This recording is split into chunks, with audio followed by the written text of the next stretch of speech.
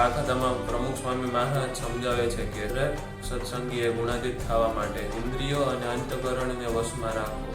આ વચનામૃત ગુણાતીતાનંદ સ્વામી ગોંડલ પાસે ઘોઘાવદર ગામ છે અને બહુ નાનું ગામ છે. બંદિયા આગળ જતાં અને ગોંડલથી નજીક 5-6 માઇલ ઉપર છે. ત્યાં આગળ એક ડેરી છે ગામને પાદરમાં. બધા ઘણા ભક્તો કદાચ ગયા છે અને સ્વામી ઘણાને દર્શન પણ કરાવતા. એ હજુ ગામને પાદર નદીનો કિનારો છે, નાનું વેકરું છે અને એ સ્થાનની અંદર મહાદેવનું સ્થાન. એમાં સ્વામી ગુણાતીતાનંદ સ્વામી બપોરા ત્યાં આગળ ગાળવા બેઠેલા અને સાથે બધા હરિભક્તોને કેટલા પાર્ષદ બધા સંતો હતા. પછી ત્યાં આ વચનામૃત સ્વામી વાંચ્યું. પછી મારા સ્વામી બેઠા થઈને એકદમ વાત કરે કે આ વચનામૃતની અંદર બહુ વાત આવી. એમ કરીને સ્વામીએ એ પ્રમાણે ફરી વંચાયું. એમ 1-2-3 વખત વંચાઈને વાત કરી કે આ વચનામૃત પ્રમાણે દરેકે કરવાનું છે. એ ગમે તે આ આચાર્ય છે, સદગુરુ છે અને મોટા ગમે ત્યાં અવતાર ભક્તો છે, એને પણ આ પ્રમાણે કર્યા વગર છૂટકો નથી. શું કર્યા વગર? કે બ્રહ્મરૂપ થયા વગર. બ્રહ્મરૂપ થઈને ભગવાનની ભક્તિ કરવી એ વાત જે સિદ્ધાંત છે આદિનો એ બધાએ કરવાનો છે, એને કર્યા વગર છૂટકો નથી. એમ સ્વામી કરીને આ 5 વચનામૃતની વાત સ્વામી કરી કે આ 5 વચનામૃત એ બ્રહ્મરૂપ થવા માટેના છે. બ્રહ્મરૂપ થઈને ભગવાનની ભક્તિ કરવી એને માટેના વચનામૃત. એટલે સ્વામી કે પ્રમાણે આ પ્રથમ 23, મધનું 30 ને 45, આ 45નું વચનામૃત મધનું આપણે વાંચીએ છીએ. અને અમદાવાદનું 2 ને 3, આ 5 વચનામૃતો સ્વામીએ વાત કરી કે આ 5 વચનામૃત પ્રમાણે દરેકે કરવું છે અને દરેકને કર્યા વગર છૂટકો નથી. એમાં દરેકમાં જ વાત આવે છે કે આપણે આત્મારૂપ બ્રહ્મરૂપ થઈને સર્વ વાસનાથી રહિત થઈને ભગવાનને વિશે પ્રીતિ કરીને ભગવાનની ભક્તિ કરી આ કરવાની છે. એ વાત એની અંદર આ વચનામૃતની અંદર આવે છે. એટલે એ વાત ગુણાતીતાનંદ સ્વામી ત્યાં વંચાવી અને ફરી વાર 5 વખત વંચાવી. એ ડેરી હજુ પ્રસાદની છે. જોગી બાપા પછી હનુમાનભાઈ વધારી ભક્તો આફ્રિકાના હતા, એમને પણ દર્શન કરાયા. પછી એનો જીવનો ઉદ્ધાર પણ જોગી મહારાજે ત્યાં કર્યો ને એ સારી વ્યવસ્થિત પણ કરી દીધી. એટલે કહેવાનું શું, વચનામૃત ગુણાતીતાનંદ સ્વામી આ વાંચીને દરેકને વાત સમજાયેલી અને મહારાજે આપણને સિદ્ધાંત શ્રીજી મહારાજનો આપેલો. હવે શું એ મધના 45માં મારા સ્વામી કહે છે કે આ પ્રમાણે જે સાંખ્યયોગી હોય, કર્મયોગી હોય અને એ પ્રમાણે સંત હોય, બ્રહ્મચારી હોય, પાર્ષદ હોય અને આચાર્ય હોય, એટલે બધાને આપણને લીધા. કોઈને બાકી મહારાજ રાખ્યા નથી. આ બધાને મારા આશ્રિત બધા છો તમે. કારણ કે આપણે જે ભાઈ છે, સર્વગ્રસ્ત હરિભક્તો છે, તે પ્રમાણે એક નાના હોય મોટા હોય ગમે તે હોય, કઈ સંત છે, પાર્ષદ છે, બ્રહ્મચારી છે, આચાર્ય છે, બધા આપણે મહારાજના આશ્રિતો છીએ. એટલે મહારાજ કે આ બધાએ જે મારા કહેવાયો છો એમાં મારે રંચ માત્ર કસર રહેવા દેવી નથી. શ્રીજી મહારાજને આપણે માટે એટલો બધો ખટકો છે. તો આપણે જો અહીંયા ભગવાનમાં બહુ એ છે આપણે, પણ ભગવાનને આપણા કરતાં અધિક એ છે આપણા ઉપર.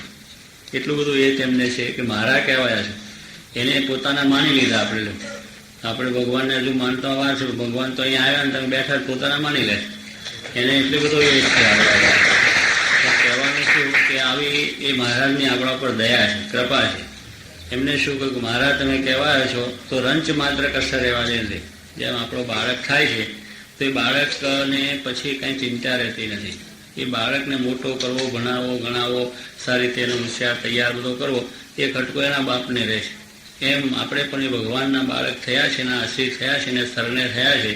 એટલે મહારાજને પણ આપણા માટે આટલો બધો ખટકો છે કે તમે મારા કહેવાયા છો તો મારે રંચ માત્ર કસર, એટલે રંચ એટલે બહુ જરાય પણ રહેવા દઈ નથી. એમ એકદમ ચોખ્ખા કરીને શુદ્ધ કરીને મારા ધામની અંદર તમને લઈ જવાય એવો શ્રીજી મહારાજને પોતાને આપણે માટે ખટકો છે. એવો એમને પોતાને આટલો બધો આપણા પ્રત્યેનો પ્રેમ છે. આપણે જાણે કે આપણે ભગવાન પર બોલીએ છીએ, પણ ભગવાનને આપણા કરતાં કરોડ ગણું એ જ છે. તો આપણે એક સહેજ ના થઈ જઈએ તો એ તો આપણા બધાએ થઈ જાય એવા છે. બધું આપણને મહારાજ જાતે હેત પ્રીત કરીને આપણું સંભાળ ખ્યાલ રાખે છે. એવો ભગવાનને આપણા પ્રત્યેનો પ્રેમ છે. એ આની અંદર આપણને સમજાવે છે કે મારા કહેવાય છે. એમાં રંચ માત્ર કસર રહેવા દેવી નથી. કસર એટલે આ લોકની વાસના છે, જગતના કોઈ સ્વભાવ છે, દોષો છે, એ કાંઈ રહેવા દેવા નથી. એમ મહારાજ આપણને સમજાવે છે. મહારાજ કે તમે મારા કહેવાય છો એટલે સહેજ સ્વાભાવિક રીતે તમારે પણ સુધાર સાવધાન રહેવું. આપણે પણ આપણા વસ્તુઓ બધું બરોબર મહારાજ બતાવ્યો, પછી એમાં થોડા ગાફલપણે રહીએ તો પછી આપણને પણ જરા એ તો આ જગતનું દુઃખ તો આવી જ જાય. એટલે તમે પણ મારે કે સુધાર સાવધાન રહેજો. શું કે આપણે જો સાવધાની ના રાખીએ તો વળી આ વસ્તુ મળેલી પણ આપણી ચાલી જાય.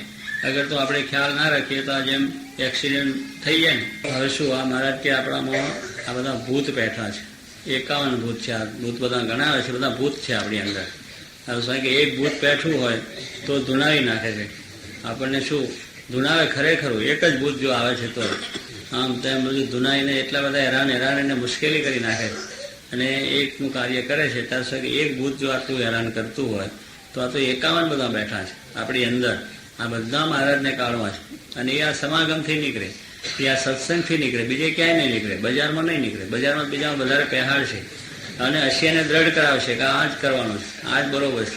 આ નાટકને સિનેમા જોવું, હરવું ફરવું, પંચ વિષય ભોગવવા, આવું આ દુનિયાનું સુખ મૂકી વળી ત્યાં ક્યાં જઈને બેહવું મંદિરમાં, આ મોજ મજા કરીને એક કરાવું, એમ લોકો આપણને દ્રઢ કરાવે.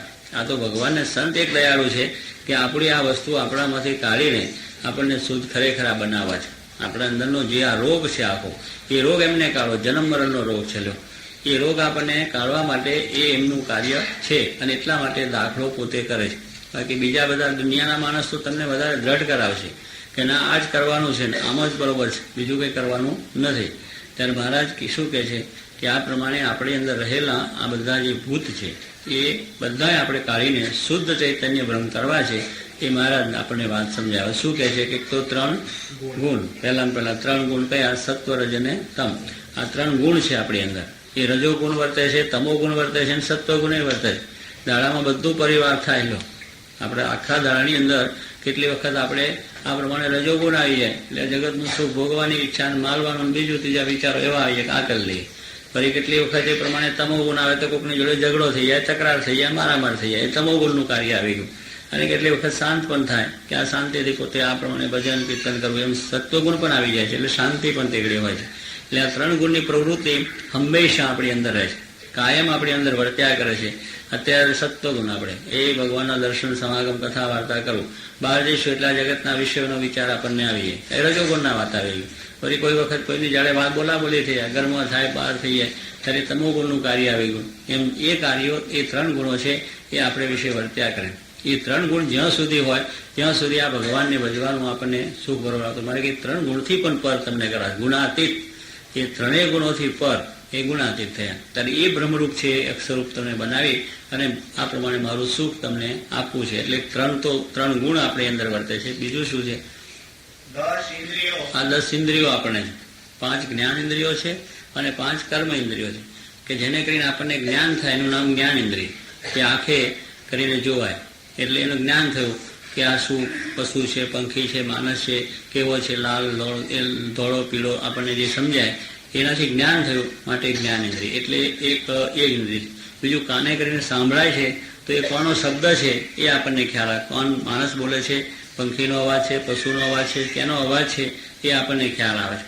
એટલે એના થકી પણ આપણે જ્ઞાન થયું, માટે કર્ણ ઇન્દ્રિય કાન છે એ પણ જ્ઞાન. પછી નાસિકા કરીને સુગંધ, દુર્ગંધ એની આપણને ખબર પડે છે. જીવાય કરીને ખારું, ખાટું, તીખું ખબર પડે છે. સ્પર્શ એટલે હાથે કરીને આપણે સુંવારું છે, લીસું છે એ ખબર પડે. આ 5 જ્ઞાન ઇન્દ્રિય છે.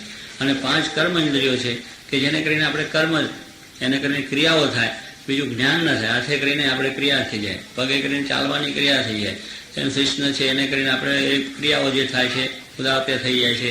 એમ એ બધી ક્રિયાઓ કરીને એનું એ જ થાય, પણ એના થકી કોઈ જ્ઞાન નથી, માટે કર્મ કર્યા કરે છે, માટે કર્મ ઇન્દ્રિય. પેલી જ્ઞાન ઇન્દ્રિય. એટલે 10 ઇન્દ્રિયો એ પ્રમાણે કાર્ય કરે છે આપણા અંદર શરીરમાં રહીને. એટલે 10 ઇન્દ્રિયો છે. 10 પ્રાણ. અને એના એ પ્રમાણે પ્રાણ, એ પછી 4 અંતસ્કરણ. એટલે આ બધા એ બધા છે ને 51 થાય છે. બધું ગણતરી થાય છે, બધા 51 છે. મન, બુદ્ધિ, ચિત્ત ને અહંકાર, એમ 4 પ્રાણનો અંતસ્કરણ. પંચભૂત.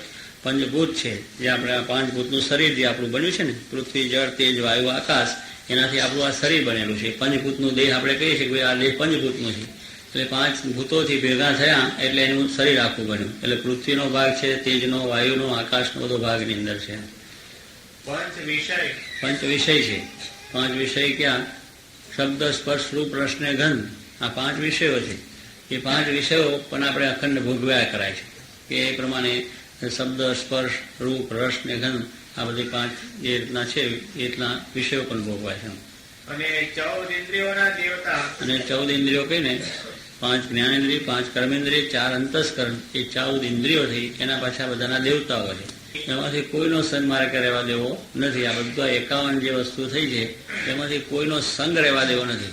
એ બધાનો સંગ કાઢવો છે અને એને માટે આ રાત દિવસનો મારે કે દાખલો કરીએ. કારણ કે આપણે જો એ પ્રમાણે બીજાનો સંગ રહે તો ત્યાં સુધી આ ભગવાન ભજવાનું સુખ આપણને આવે ના આવે. કારણ કે આ લોકના વિષયજનો છે, એવા મનુષ્યો છે, વ્યસની મનુષ્યો છે, જુગારી માણસો છે. હવે એનો સંગ જ્યાં સુધી આપણને હોય ત્યાં સુધી આ ભગવાન ભજવાનું સુખ ક્યાંથી આવે? કોઈ દિવસ ના આવે. એટલે મારે કે બધાનો સંગ આપણે ઓળાવવા માટે આ ભગવાન સંતનો દાખલો છે. કારણ કે એ સંગ જ્યાં સુધી હોય ત્યાં સુધી આપણને આ ભગવાન ભજવા આવે છે એ તરત જ બિંગોમાં ઉપડી જ જાય ને ત્યાં કરવા જ મંડી પડે. બિંગોમાં તો બેહાડી જ દે તરત જ, આવો બેહો પધારો કરી ખિસ્સા ખાલી કરાવી નાખે. પતિ જય સોનાની ઉભા થઈને આવતા હતા. આવા જુગારીયા બધા છે. અને આપણે જેને જુગારમાં જે એટલે લાખો કરોડો કમાઈ લે, અરે કશું કમાતા નહીં કોઈ. પછી બધા મોટા બંગલા ના કરે.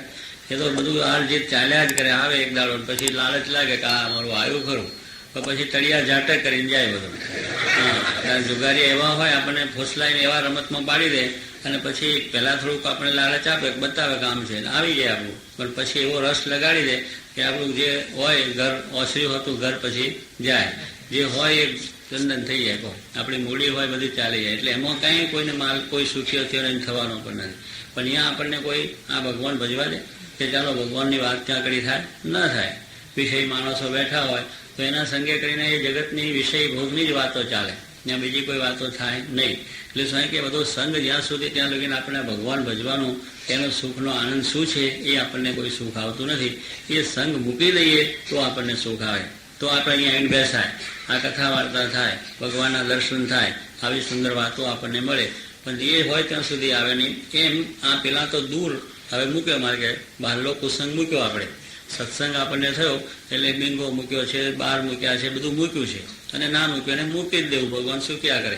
પણ કહેવાનું શું છે કે મૂક્યા એટલે કુસંગ આપણે નીકળ્યો. અને હવે સત્સંગમાં પણ આ બધો કુસંગ તો ભેગો જ પાછો.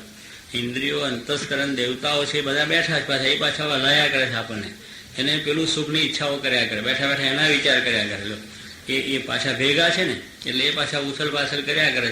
પણ મારે કહે છે એને પણ બેસાડી દેવા છે. એનો સંગ પણ તમને ત્યાગ કરાવી દેવો છે અને એમાંથી પણ ભગવાનમાં અખંડ વૃત્તિ રહે એવો વિચાર કરવો છે. એના કાંઈ વિચાર કે સંકલ્પ ના આવે એટલા માટે આ સમાગમ કરીને આવી વાતો દ્રઢ જીવમાં કરાવી દે એટલે પછી શું કે વાત વિચાર એનો આવે ને એનો સંકલ્પ ઉઠે નહીં.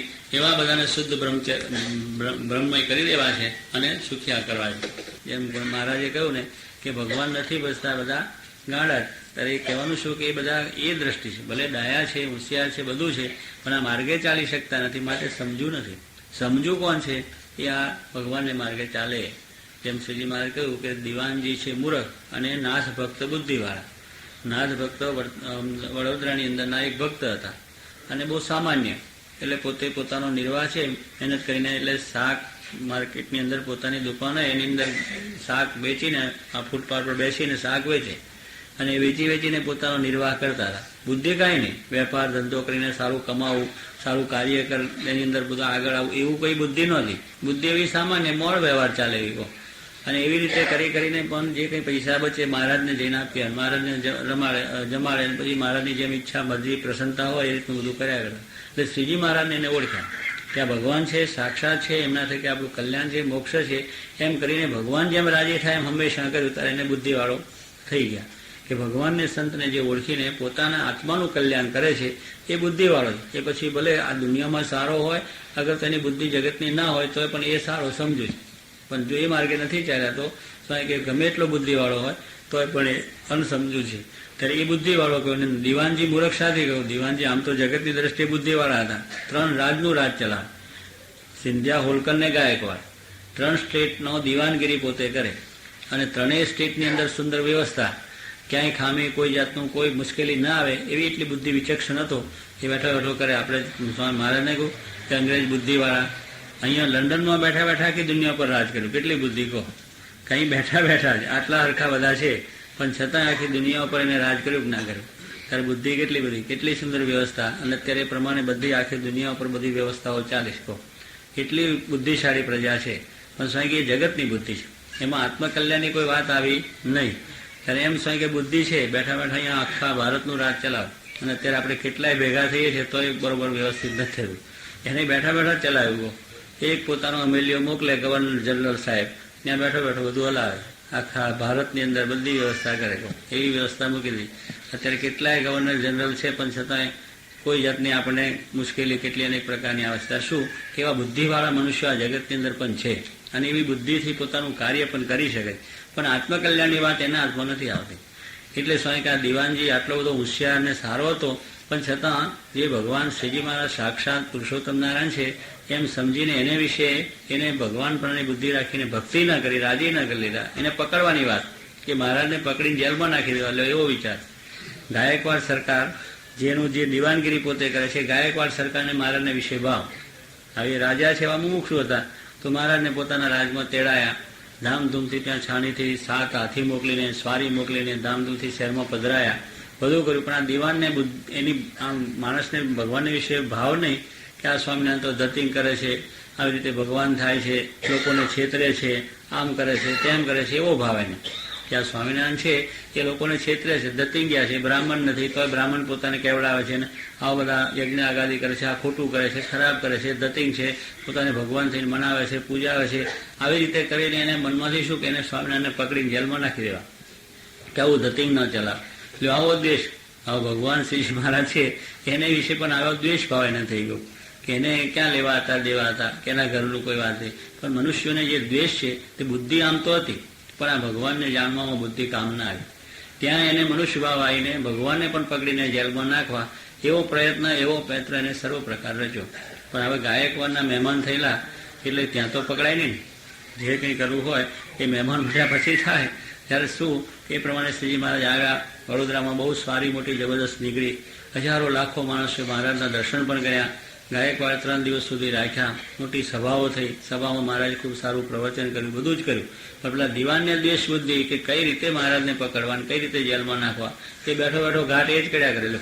હવે લાખો માણસને શું ખાયું ભગવાન ભજવાનું, દર્શન સમાગમનું, અને એને વચમાં ઉભરો આવ્યા કરે. એને કંઈ શાંતિ મળે નહીં. એને જેમ પેલા મગજમાં કીડા ભર્યા હોય અને જેમ પેલું કૂતરું દોડા દોડ કરે એમ એને બિચારા એ રાત દિવસ હુએ, બેહે, ખાય, પીવે તો એ જ કરે કે આ સ્વામિનારાયણને પકડવા, કઈ રીતે પકડવા, કેવી રીતે પકડવા, એના વિચારને પેતરા એમ રચ્યા જ કરે બેઠો બેઠો. એને આ સુખ ના આવ્યું.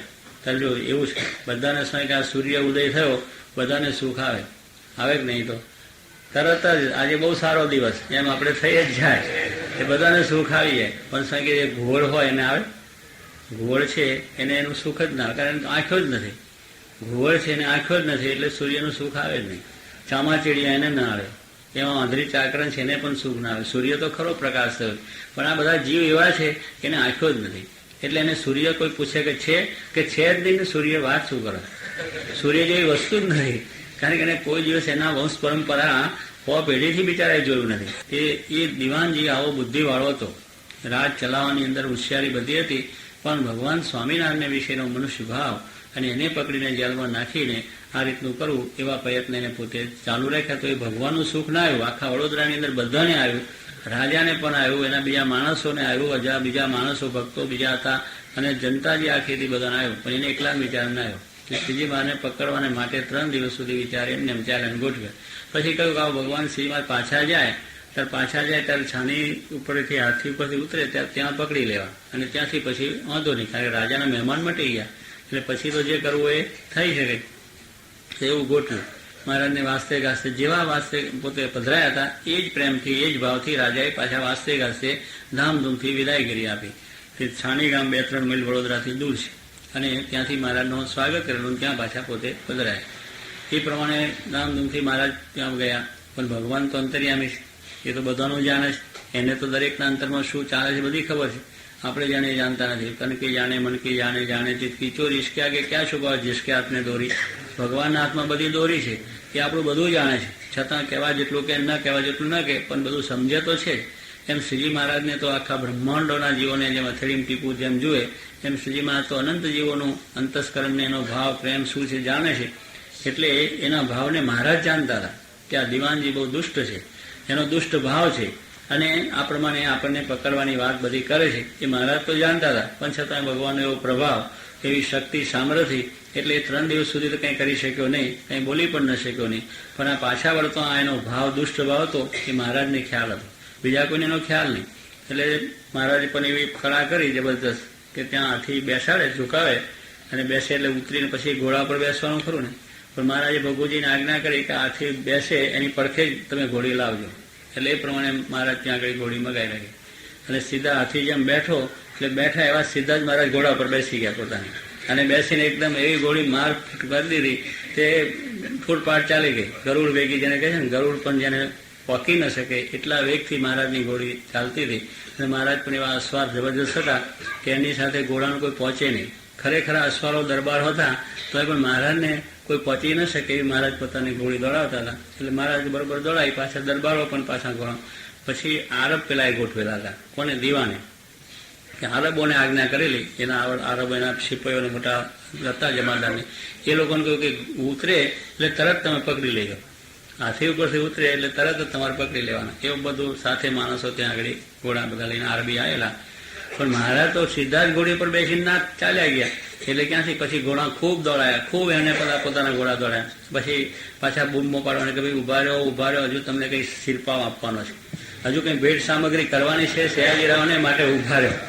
પછી દરબારોને એમ થયું કે હજુ ભેટ સામગ્રી આપવાની છે, મારે મહારાજને આપણે ઉભા રાખીએ. પછી મહારાજને બૂમ પાડી, મહારાજ ઉભા રહ્યો, હજુ આ સયાજીરાવ ગાયકવાડને કંઈક ભેટ સામગ્રી આપી છે, આ દિવાન સાહેબે ખાસ માણસો મોકલ્યા છે, અને હજુ એમની ઈચ્છા છે મારે કે દિવાનનું હું જાણું છું, માટે આપણે વડતાલ ભેગા થાવ, આ એની વાતને હું જાણું છું. એ સરપાવ નથી આપવાના, તમને પકડીને જેલમાં નાખવાની વાત છે, માટે આપણે જોવું નથી ને સાંભળવું નથી. ત્યારે જો ભગવાન છે ચાલે ગયા, ત્યારે જો આમ બુદ્ધિવાળો હતો, પણ એની દ્રષ્ટિ આવી હતી, એનો ભાવ દુષ્ટ હતો, એટલે એને ભગવાનનો માર્ગ હાથમાં આવી શક્યો નહીં. ત્યારે બહુ પુણ્ય હોય એને આ વાત સમજાય છે, અને આ વસ્તુ જાણ, બાકી નથી સમજી શકતી. એટલે આ લોકની અંદર એવા તો મહારાજના વિશે કેટલી જાતના દ્વેષ, અને કેટલા એવા જે જો અમદાવાદનો આપણે નથી કહેતા શું બોલો પેશવો, એને મહારાજને ટાંકામ નાખવાની વાત કરી કે આવું ધતિંગ ને બીજું ત્રીજું ચલાવે, માટે એમને ટાંકામ નાખ્યો, એવો પણ પ્રયત્ન કર્યો. ત્યાં પણ મહારાજે પોતે તો સામર્થ્ય હતી એટલે શું થઈ ગયું. એમ અનેક એવા જે સારા સારા માણસો, રંગીલદાસ જુનાગઢનું મંદિર ઉખેડી નાખી દેવું કે આ મંદિર જ ના જોયું, સ્વામિનારાયણનો પગ જ ના જોયો, સ્વામિનારાયણનું નામ જ ના જોયું આ જગતની અંદર. એને એવો દ્રઢ નિશ્ચય કર્યો. પણ ભગવાન સાચા હતા, એમનું કાર્ય સાચું હતું, તો આજે લાખો માણસો એનું નામ સ્વામિનારાયણનું ભજન કરે છે, અને લાખો મંદિરો થઈ ગયા. હવે રંગીલદા તો ક્યાંય ગયો કોઈ ખબર નથી, રંગીલદાને કોઈ જાણતું નથી, પણ એને એવો દ્રઢાવ કરેલો કે સ્વામિનારાયણનું નામ ન રહે દેવું આ જગતની અંદર. એવું બધું એનું કાંઈ સ્વામિનારાયણનું મંદિર જ ના થાય એમ એટલો પ્રયત્ન કરીને ચાલ્યો. પણ એ ગોપાલ સ્વામી આ તારો રંગીલદા આમ કાખનો મોવાળો કરીને કાઢીને નાખ્યો, એની સાથે પડ્યો હતો, અને ત્યાં મૃત્યુ થયું. તે છેટ વડોદરાથી ત્યાં જુનાગઢ આવીને આખું મંદિર ઉખેડીને નાખી દેવું, આવી જાતનો પ્રયત્ન, નામ નિશાન ન રહેવા દેવું, આવી જાતનો આરંભ કરેલો. ત્યારે ભગવાનની આગળ તો જેટલું જેટલું સારું માગવું જોઈએ, એની આગળ આપણે એ કરવા જઈએ, એને પોકાયું નથી, એનાથી આપણે પોકી શકવાના પણ નથી. માટે અહીંયા આગળ જો ભક્ત થઈ, એને આધીન થઈને આપણાથી થાય તો સેવા થાય તો કરી લેવી, દર્શન થાય તો કરી લેવા, નહીં તો જય સ્વામિનારાયણ. પણ સ્વામી કે એનો અપરાધ થાય, એનો દ્રોહ થાય, એવું તો કદાપી પણ કરવું નહીં. આપણે એ પ્રમાણે એના થકી કલ્યાણને મોક્ષ સમજીને કરીએ તો કાર્ય થઈ જાય. ત્યારે કે એમ એવા પણ છે તો ભગવાનને સંજોગ રાજી થાય તો એને સ્વર્ગમાં જયા જેવું હોય તો પણ એને નરકમાં પડવું પડે, એના દુઃખ ભોગવવા પડે છે. અને એ વાત આપણને મારા સમજાય. હવે જે સમજુ હોય, જે આવા ભક્ત છે એ બધા સમજુ છે, એ ભગવાનને માર્ગે ચાલે છે, ભગવાનને રાજી કરે મારે કે સમજુ છે. એ ભલે સામાન્ય હોય, તે દિવાનજી મૂરખના નાથ ભક્ત બુદ્ધિવાળા છું કે ભગવાનને સંત રાજી થાય એને કરતા આવડ્યું, ત્યારે એ ખરેખર ભક્ત બની ગયા. એ સમજુ કહેવાય, એ ડાયો કહેવાય, એ બુદ્ધિમાન કહેવાય. જે કોઈ એને બધા શબ્દો લાગુ થાય. પેલા જગતના બુદ્ધિમાન છે પણ જગતની બુદ્ધિ છે, ભગવાનને ઓળખવાની એ માર્ગે ચાલવાની બુદ્ધિ નથી. સમજુ આ જગતમાં છે, આ ભગવાનને માર્ગે નથી. એમ જ વર્તું લો. આપણા જે સંબંધી છે, મિત્રો છે, ભાઈબંધ છે, દોસ્તદાર છે, સગા વાલા સ્નેહી કુટુંબીજનો છે, આ બધાને પણ આપણે આ જ વાત કરવાની કે ભગવાનને સંત જે રીતે રાજી થાય એમ જ આપણે કરવું. પણ આ જગતની બુદ્ધિવાળા શું કે એને અવરું જ કરવાનું કે આ કરવાનું નથી, એ તો આવું છે ને તેવું છે ને ફલાણું છે, અવરું સમજાઈને બિચારા અવરે પાટે ચડાવી દે. ત્યારે સ્વામી કે બુદ્ધિ કામમાં ના આવે. બુદ્ધિ એ છે કે ભગવાનને સંત રાજી કરતા આવડે. સ્વામી કે બુદ્ધિયોગ, ભગવાન રાજી થાય તો બુદ્ધિયોગ આપે છે. બુદ્ધિયોગ તે શું કે ભગવાનને સંત રાજી થાય એમ કરતા આવડે, એનું નામ બુદ્ધિયોગ. એ સમજો એ બુદ્ધિવાળો બધો છે. ભગવાનને સંત જે રીતે રાજી થાય એમ છે કે આપણે કરવું અને આપણા સંબંધીઓને, આપણા જે મિત્રોને, આપણા જે બરોબર આપણી સાથેના સંબંધવાળાને બધાને આ જ પાછી વાત કરીએ કે ભાઈ આ જ કરવા જેવું છે, બીજું કંઈ કરવા જેવું નથી. કોઈ આપણને ગમે આવીને વાત કરતા હોય ભાઈ એ વાત તારી ખોટી છે, આ જ વાત સાચી છે, એમ કરીને એ વાત સમજાવે. સૂર્યચંદ્રનો આટલો બધો પ્રકાશ ક્યાંથી આવ્યો છે? એમને પણ ભગવાનના સંત રાજી કર્યા છે. જેને જેને રાજી કર્યા છે એ જગતમાં મોટા થયા છે. એનો મહિમા વધ્યો છે. સૂર્યચંદ્રનો બધાનો મહિમા શું છે? એ છે ભગવાનને રાજી કર્યા, સંતને રાજી કર્યા છે. એને એમ ભગવાનને સંત જેના ઉપર રાજી થયા છે એનો જ આ શાસ્ત્રોમાં નામ, એના શાસ્ત્રોની અંદર વાતો આવી છે અને એનો જ મહિમા એની અંદર લખવામાં આવ્યો છે. બાકીના બધા બુદ્ધિવાળા જગતમાં ક્યાંય ગયા ખબર નથી. એમ સહજાન સ્વામી